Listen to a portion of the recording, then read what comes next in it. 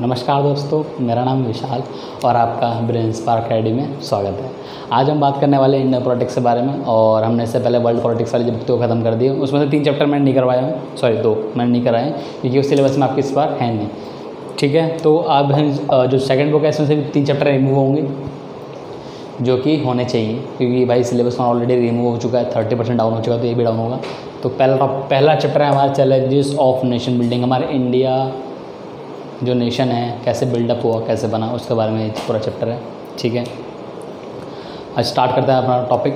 तो पहला चैप्टर का नाम challenge of building nation building. हमारा कैसे नेशन बिल्ड हुआ, चैलेंजेस फॉर न्यू नेशन। हमारा जो न्यू नेशन था, अगर आपको पता हो, हमारा भारत 1947 तक, ठीक है, 1947 तक किनका गुलाम था या किनके अंडर में था? कॉलोनिज्म था, कॉलोनिज्म के कंट्रोल में था, अंग्रेज़ों के कंट्रोल में था। ठीक है, अंग्रेज़ों के कंट्रोल में था, अंग्रेज़ों कंट्रोल में था, जिसकी वजह से हम एक कॉलोनी से एक गुलाम बन के रहे थे। उसके बाद जाकर हमारा इंडिया का बाद हुआ 1947 में। ठीक है, पहले ये आज़ादी की बात हुई कैसे, मतलब आज़ाद हुआ कब? आज़ाद हुआ हमारा मिडनाइट 1940 मिडनाइट में हुआ था, 14 से 15 अगस्त की 1947 में मिडनाइट को। ठीक है, आधी रात को 12 बजे हमारे जवाहरलाल नेहरू साहब ने कॉन्स्टिट्यूशनल असेंबली थी, उसको संबोधित किया था। इसमें उन्होंने स्पीच किया था, स्पीच दी थी उन्होंने, क्या दी थी उन्होंने, जिसका नाम था ट्रिस्ट विथ डेस्टिनी। उसका क्या नाम था? Tryst with destiny. उसका नाम था ट्रिस्ट विथ डेस्टिनी। ठीक है, ये नाम था उसका। कब दी गई थी?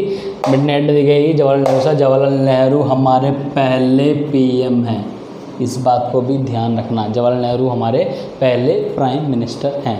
ठीक है, एक बार क्वेश्चन आया था कि हमारे पहले प्रथम प्रधानमंत्री कौन है हमारा, तो जवाहरलाल नेहरू सर। ठीक है, एवरीवन एग्री टू थिंग्स। अब क्या हुआ था कि पहली बात जब हमारा 1947 हमारा इंडिया जब आज़ाद हुआ था, अब आज़ाद हुआ था उस टाइम पे काफ़ी सारी जो बातें हुई थी कि हाँ भाई किन मेजोरिटी पे हमारे इंडिया को कैसे बिल्ड करना चाहिए, क्या क्या चीज़ें होनी चाहिए, मेजोरिटी किन बातों में चाहिए, कुछ जो बातें थी।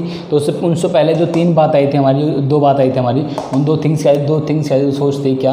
पहला कि डेमोक्रेटिक गवर्नमेंट होनी चाहिए, सबसे तगड़ी बात है डेमोक्रेटिक गवर्नमेंट होनी चाहिए, क्योंकि हमारा जो भारत था पहले 1947 से किन कंट्रोल में था? अंग्रेजों कंट्रोल में था। जब अंग्रेजों कंट्रोल में था, कोई भी डेमोक्रेसी वहाँ पर नहीं थी। ठीक है, डेमोक्रेसी क्योंकि वो जो एक प्रिंसली टाइप का था, कि जिस पर कंट्रोल किसका था? अंग्रेजों का कंट्रोल था। किसके ऊपर? हमारे इंडिया के ऊपर। तो इंडिया के ऊपर अंग्रेजों का कंट्रोल था, तो क्या हो गया, वो उसका हम डेमोक्रेटिक नहीं बोल सकते ना। तो ऐसे ही हमारे क्या बोला गया हमारे इंडिया में कि इंडिया ऑलरेडी गुलाम बन के रहा, तो इंडिया ने बोला कि हम डेमोक्रेटिक कंट्री बनेंगे। ठीक है, उन्होंने क्या बोला, हमें डेमोक्रेटिक गवर्नमेंट होना बहुत ज़रूरी है। गवर्नमेंट को बनेंगे, डेमोक्रेटिक गवर्नमेंट बनेंगे, government will work for the good for all. अब क्या करेगी, जो गवर्नमेंट होगी, जो हम गवर्नमेंट बनाएंगे, गवर्नमेंट बिल्ड करेंगे, वो सबके भले के लिए काम करेगी, सबकी वेलफेयर के लिए काम करेगी। ठीक है, इसके अंदर क्या बात कहेगी, ये 2 थिंग्स से 2 बातें थी, इन 2 बातों पे क्या किया गया? गौर किया गया, इन पे फोकस किया गया, बात हुई। ठीक है, अब क्या हुआ, अब क्या होता है कि हमारा नेशन बना। अरे बाबा क्यों के जाते हो हमारा जो नेशन बना, अब नेशन बिल्ड होने के बाद क्या हुआ कि हमारे जितने भी जो नेशन उसके टाइम पे पीरियड क्या हो गया, हमारे 1947 में बहुत बड़ी विपदाएं त्रासदी हुई, या वॉयलेंस वाला लड़ाई बहुत हुई, कि उस टाइम पे पार्टीशन हो रहा था हमारे इंडिया का, सारी चीज़ें बहुत हुई थी, जिसकी वजह से क्या हुआ था कि लोगों को बहुत परेशानी हुई थी। वो चीज़ें हैं, तो उस टाइम पे क्या हुआ कि चैलेंजेस है, हम नेशन बिल्ड करते, उस टाइम पे चैलेंजेस है। चैलेंजेस क्या है? 3 सबसे बड़े चैलेंजेस थे हमारे इंडिया के सामने। 3 सबसे बड़े चैलेंजेस थे। फर्स्ट चैलेंज था यूनिटी, क्योंकि इंडिया एक ऐसी कंट्री था उसमें काफ़ी सारे रिलेशंस रहते थे, हिंदू, मुस्लिम, सिख, ईसाई, बौद्ध, क्रिश्चियंस, काफ़ी सारे जो लोग थे, मतलब काफ़ी सारे रिलेशंस इंडिया के अंदर रहते हैं, उनको यूनिटी करके और साथ में रखना था। लैंग्वेज बेस पे भी हमारे साथ जो कंट्री के लोग थे, काफ़ी हमारे भारत में 16 प्रकार की किस प्रकार की भाषाएं बोली जाती हैं, तो कुछ भाषाएं जो लिखी भी नहीं गई हुई। ठीक है, हमारे संविधान में से लिखा हुआ है, तो वो चीज़ है।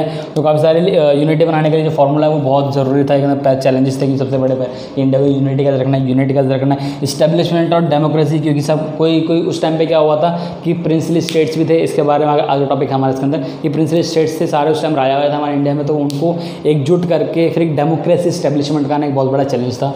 तो वो भी एक चैलेंज के अंदर सामने आ रहा है गवर्नमेंट के सामने। ठीक है, डेवलपमेंट एंटायर सोसाइटी, डेवलपमेंट करना। अब क्या था कि वहाँ पर जो राजा थे, ठीक है, अब जो राजा थे जितने हमारे क्या नाम है, राजा थे, रानी थी, उनका तो डेवलपमेंट हो रखा था ना, उनका तो डेवलपमेंट हो रखा था। अब इनके साथ साथ जो उनकी प्रजा थी, ठीक है, प्रजा थी है जो वहाँ के जो लोग थे, उनका जो डेवलपमेंट कैसे होगा, उनका डेवलपमेंट करने के लिए ही तो डेवलपमेंट पॉलिसी चैलेंजेस था उनके सामने, गवर्नमेंट के सामने। कि चैलेंजेस क्या है कि अब प्रजा का या फिर जो वहाँ की जनता है, वहाँ की जनता है, उसका हम डेवलपमेंट कैसे, एंटायर सोसाइटी जितने भी वहाँ की सोसाइटी के लोग थे उन सबका एक साथ डेवलपमेंट कैसे करें, ये भी एक उनके सामने क्या था, एक बहुत बड़ा चैलेंज था। ये 3 बड़े चैलेंज पूछ ले गए हैं। ये 6 नंबर में क्वेश्चन आ रखा है ऑलरेडी, ठीक है, 6 नंबर में क्वेश्चन आ रखा है, तो उसको आप जरूर याद करना, ठीक है।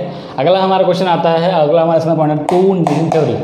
अब टू नेशन थ्योरी क्या है, उसे हिंदी में बोलते हैं द्विराष्ट्रीय सिद्धांत, उसे हिंदी में बोलते हैं द्विराष्ट्रीय सिद्धांत। जो द्विराष्ट्रीय सिद्धांत टू नेशन थ्योरी क्या है, इसमें क्या कहा गया है कि मुस्लिम लीग ने बोला था कि इंडिया जो है, या फिर इंडिया में क्या है कि इंडिया किसी एक कम्युनिटी का नहीं है। इंडिया जो हिंदुस्तान है, इंडिया वो किसी एक कम्युनिटी का नहीं है, वो दोनों कौमों का है, कि दोनों कम्युनिटी का है, हिंदू और मुसलमान, दोनों कम्युनिटी का। इंडिया किसी एक कम्युनिटी का नहीं है, दोनों कम्युनिटी का, हिंदू और मुसलमान। हमारा इंडिया एक सेकुलर कंट्री है, पहले सेकुलर कंट्री था, ये बाद में जोड़ा गया था, जोड़ा गया था बाद में से, जो हमारा कॉन्स्टिट्यूशन अमेंडमेंट किया गया था, उसके बाद सेकुलर कंट्री है, से मतलब पंथ निरपेक्ष, धर्मनिरपेक्ष जो वर्ड था वो जोड़ा गया।